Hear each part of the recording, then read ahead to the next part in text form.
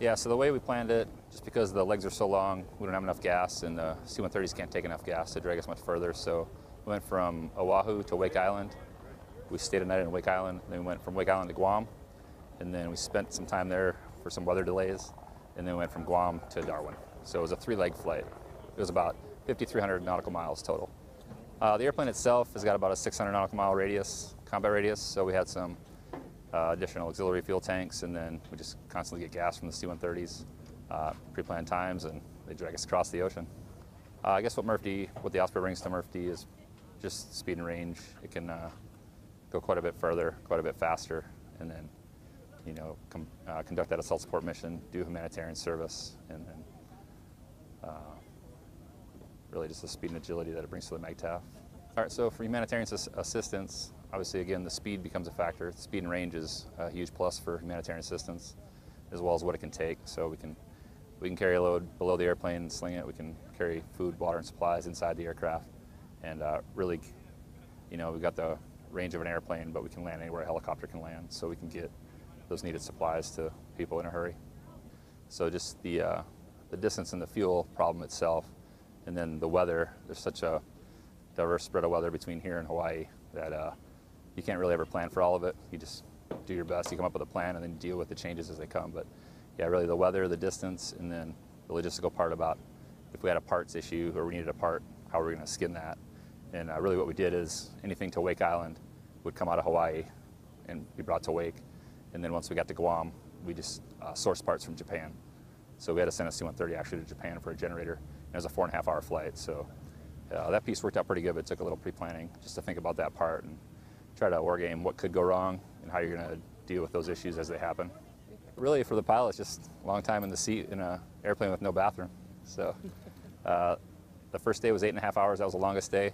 The second day was about 5 hours and 15 minutes, and then today was about 7 hours and 15 minutes. So it's a long time to sit in a plane that usually fly a 3-hour mission in. I think some people just stretched out, stayed hydrated, and tried to think about the positives. Just the thing has proven itself time and again since since it first deployed in 2007. So I think those that know what it can do. The COCOMs all know what the Osprey can do. You know, this probably sends a strategic message to our adversaries, like Ospreys can range the Pacific, so that's a good thing.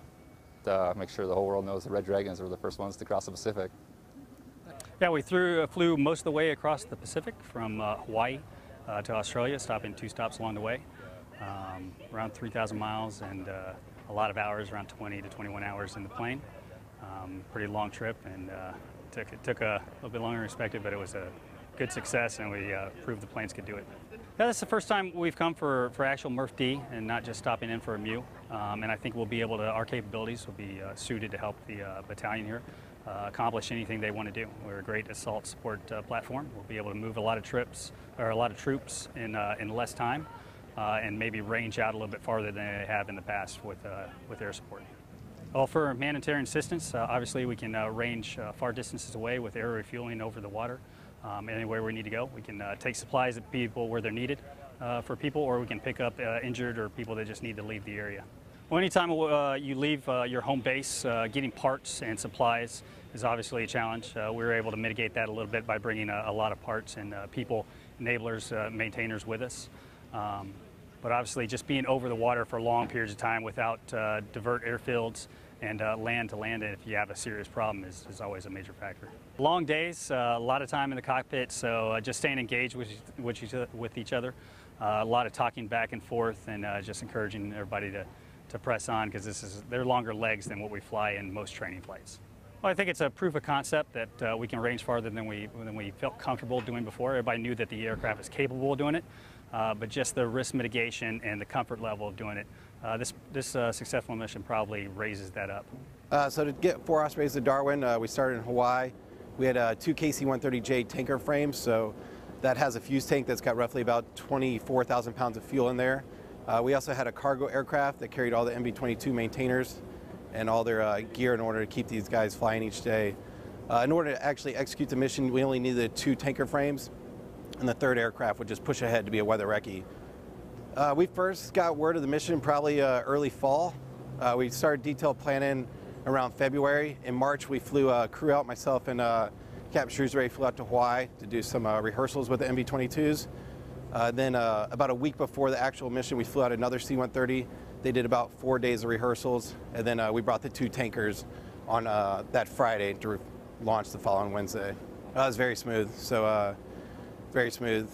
The only thing that delayed us throughout the trip was weather, which obviously we're not going to be able to control that. So, I mean, basics, join up en route and then landing. The join ups all went smooth. I would say the flight was usually joined up within the first 5 minutes of the flight. After that, the Ospreys very smooth and methodical around the basket. No issues getting in. Pretty much, first try in the basket, got their fuel, and pressed to the next AR point. And so it was pretty smooth. It was, the first leg was probably the worst. It was a little over 8 hours from Hawaii to Wake, so that's a little nerve-wracking, obviously, without having the diverts. But other than that, it was a good flight.